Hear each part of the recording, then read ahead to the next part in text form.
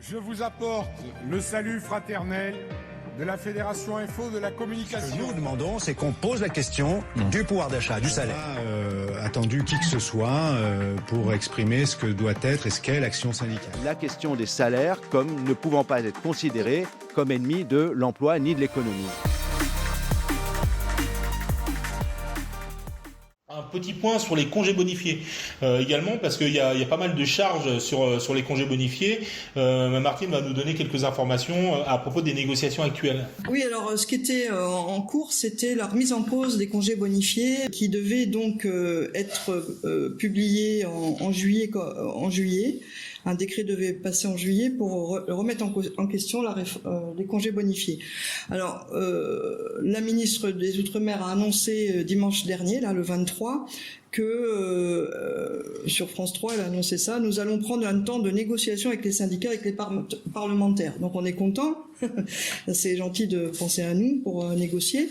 Alors c'est certes une première victoire par rapport à la mobilisation à laquelle nous avons participé à Infocom. Nous avons notamment proposé une pétition en ligne contre la suppression des congés bonifiés et son extension d'ailleurs à tous les salariés qui remplissent les conditions d'attribution.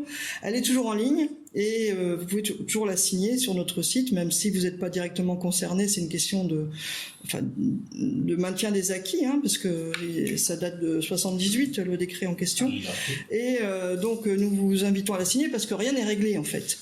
C'est pas parce qu'elle va parler avec nous que ça va régler le problème, parce que ce qui est inquiétant, c'est que cette ministre-là, elle s'appelle Annie Girardin, elle justifie la réforme du décret de 1978 pour les départements d'outre-mer et la prise en charge des frais de voyage de congés bonifiés accordés à cette époque-là aux magistrats et aux fonctionnaires de l'État. Elle affirme, pour aller outre-mer, on y allait par bateau. Et il fallait 15 jours pour aller, 15 jours pour revenir. Alors elle doit être très très jeune cette femme, parce que elle pense qu'à l'époque, en 78, il n'y avait pas d'avion. Enfin bref, ce qui est inquiétant derrière le côté ubuesque du truc, ils disent vraiment n'importe quoi, c'est qu'elle a bien dans l'intention de remettre en question la prise en charge par l'État des frais de voyage des fonctionnaires concernés.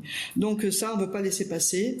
Donc on continuera à défendre les congés bonifiés dans l'état où ils sont, et si possible même à les étendre aux autres salariés.